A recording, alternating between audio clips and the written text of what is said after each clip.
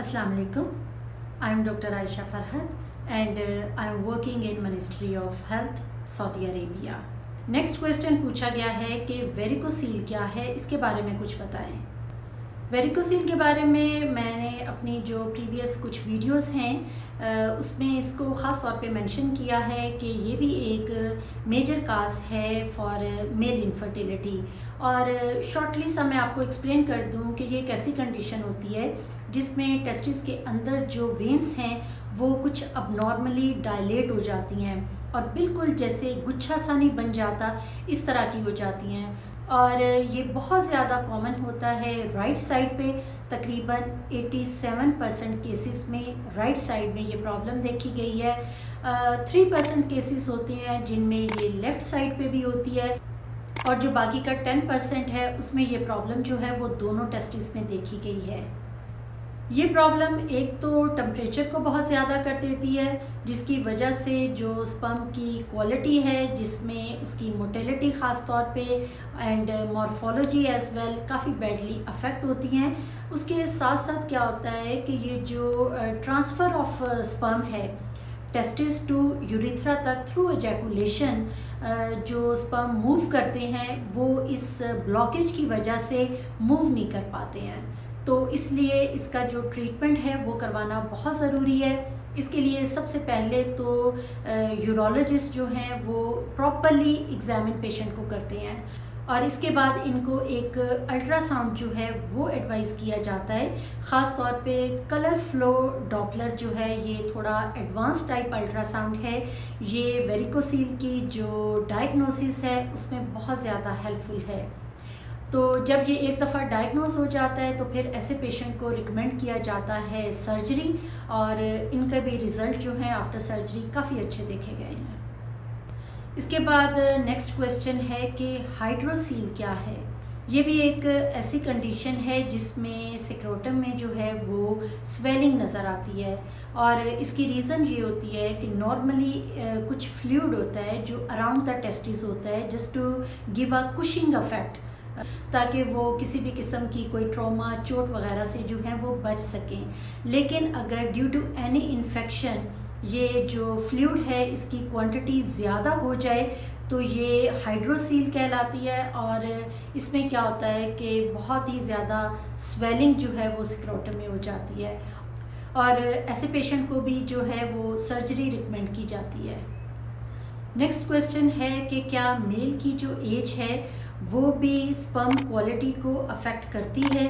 तो इसका आंसर है यस, क्योंकि मेल के लिए भी जो एडवांस एज है वो है 35 to 40 years and as I told कि आफ्टर 40 ईयर्स जो है स्पर्म का जो लेवल है वो नीचे की तरफ आना शुरू हो जाता है।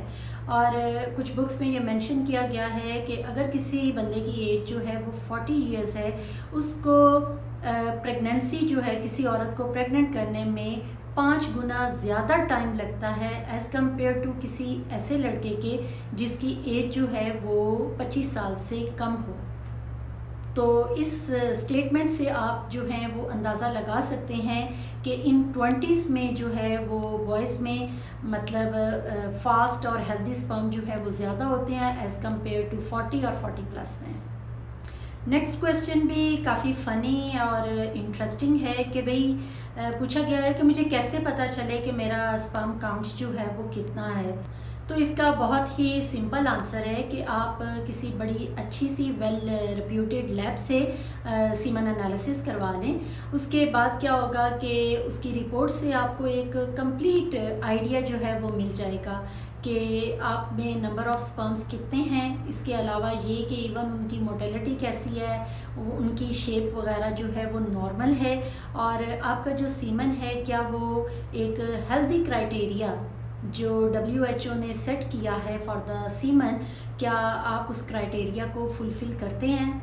नॉर्मली क्या होता है कि जब शादी के बाद इनफर्टिलिटी मतलब एक रीज़न बन जाती है तो मोस्ट ऑफ़ द बॉयज़ जो है वो उस वक्त सीमन एनालिसिस करवाते हैं। लेकिन मैं समझती हूँ एज अ एडवाइस कि अगर आप ये टेस्ट अभी भी करवाना चाहते हैं अपनी शादी से पहले तो इसमें कोई हर्ज नहीं है। मे बी ये आपको कुछ इम्पॉर्टेंट फ़ैसले करने में हेल्प कर ले। वो इसलिए कि जो एज़ोस्पर्मिया एक ऐसी सिचुएशन जिसमें सीमन में जो स्पर्म है वो नील आते हैं, तो ऐसी कंडीशन जो है वो तकरीबन 1% केसेस में देखी गई है। और ख़ास तौर पे जो लोग इनफर्टिलिटी की इन्वेस्टिगेशंस के लिए आए हैं उनमें ये 15 to 20% देखी गई है। तो अगर आप अपने बारे में वक्त से पहले ही जान लेंगे तो ये काफ़ी बेहतर होगा। नेक्स्ट क्वेश्चन है कि आपने काजेज़ तो बहुत ज़्यादा बताई हैं मेल इनफर्टिलिटी की, लेकिन इसमें से जो सबसे इम्पॉर्टेंट काज है वो क्या है? तो ये एक बहुत ही अच्छा क्वेश्चन है और इसका आंसर ये है कि जो most important cause of male infertility है वो है स्पर्म अबनॉर्मेलिटीज़।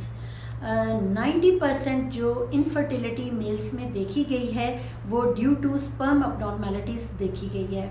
फॉर एग्ज़ाम्पल के नंबर ऑफ़ स्पर्म्स कम हैं, और या उनकी मोटिलिटी जो है हरकत वो बहुत कम है, या उनकी शेप जो है वो बहुत अबनॉर्मल है। तो ये जो 3 मेजर काजेस हैं ये फर्दर इनफर्टिलिटी जो है 90% केसेस में जो है वो काज करती हैं। नेक्स्ट क्वेश्चन है कि एज़ोस्पर्मिया और क्रिप्टोस्पर्मिया जो है इसमें क्या डिफरेंस है? एज़ोस्पर्मिया ऐसी सिचुएशन है जिसमें सीमन में बिल्कुल ही स्पर्म नहीं होते, मतलब नील स्पर्म या ज़ीरो स्पर्म। जबकि जो क्रिप्टोस्पर्मिया है ये ऐसी सिचुएशन है जिसमें इंतहाई लो नंबर ऑफ स्पर्म्स जो हैं वो होते हैं, यानी लेस देन 100,000 पर ml। अब नेक्स्ट क्वेश्चन है कि सीमन एनालिसिस में जो डायग्नोसिस है वो आ गई है एज़ोस्पर्मिया, तो क्या प्रेगनेंसी हो सकती है? इसको मैंने बाकायदा एज़ोस्पर्मिया वाली वीडियो में काफ़ी डिटेल से एक्सप्लेन किया है। अगर तो एज़ोस्पर्मिया ऐसा है जो कि ऑब्स्ट्रक्टिव है तो इसका मतलब है कि टेस्टिस जो हैं वो स्पर्म बना रहे हैं, तो उसके लिए बहुत सारी फाइन टेक्निक्स हैं जिसे टीज़ा, पीज़ा एंड माइक्रोटीज़ी, ये सब टेक्निक्स जो हैं ये यूज़ करके स्पर्म को जो है वो एक्सट्रैक्ट कर लिया जाता है फ्रॉम टेस्टिस। तो उसके बाद जो है फर्दर ART टेक्निक्स के थ्रू जो है प्रेगनेंसी हो सकती है। लेकिन अगर सिचुएशन ऐसी है कि स्पर्म्स जो हैं वो बिल्कुल बन ही नहीं रहे हैं तो उनके लिए भी आजकल एक स्टेम सेल टेक्निक्स जो है वो चल रही है, जिसमें जो जर्म सेल होते हैं उनको चेक किया जाता है कि वो उनको कुछ इस तरह से ट्रीट किया जाता है कि वो स्पर्म्स जो हैं वो प्रोड्यूस करना शुरू कर सकते हैं। तो ये एक बहुत ही फाइन लेटेस्ट टेक्निक है, और इस टेक्निक से भी इवन सिर्फ 50% लोग हैं जो कि फ्यूचर फादर बन सकते हैं। नेक्स्ट क्वेश्चन है कि ये जो ART टेक्निक्स हैं इनमें से सबसे ज़्यादा किसका सक्सेस रेट है? तो इसका आंसर है ICSI का, इंट्रासाइटोप्लाज्मिक स्पर्म इंजेक्शन। इसमें क्या होता है कि अगर किसी मेल में बहुत ही कम स्पर्म है, इवन उसमें से भी एक हेल्दी स्पर्म जो है वो कलेक्ट कर लिया जाता है, और बिल्कुल इसी तरह अगर किसी फीमेल में कुछ बहुत अच्छे हेल्दी एग्स वगैरह नहीं बन रहे तो उसमें से भी जो कोई एक बहुत ही अच्छा हेल्दी गुड क्वालिटी का जो एग होता है उसे चूज़ कर लिया जाता है, और इसमें जो स्पर्म होता है उसको बाकायदा एग में इंजेक्ट कर दिया जाता है। तो ICSI के जो सक्सेस रेट है वो बहुत ज़्यादा हाई है। नेक्स्ट क्वेश्चन पूछा गया है कि वैसेक्टमी क्या है? तो इसका आंसर ये है कि ये एक ऐसा सर्जिकल प्रोसीजर है जो कि मेल्स में फॉर फैमिली प्लानिंग जो है वो किया जाता है, यानी जिसको कहते हैं उर्दू में कि बच्चे बंद करवाना। आज तक तो आपने औरतों के हवाले से ही सुना होगा फॉर ट्यूबल लाइगेशन, लेकिन कुछ मेल्स जो हैं अगर वो अपनी जो एजैकुलेटरी डक्ट है इसमें उसको कट करके उसके दोनों जो एंड होते हैं उनको लाइगेट कर दिया जाता है, तो इस प्रोसेस को कहते हैं वैसेक्टमी। तो इससे क्या होता है कि जो स्पर्म हैं वो सीमन में नहीं आते, और जो मोस्ट इम्पॉर्टेंट बात है कि वो किसी भी मेल की जो सेक्सुअल एक्टिविटी है, उनके जो मैरिटल रिलेशन हैं उस पे इस प्रोसीजर से कोई फ़र्क नहीं पड़ता।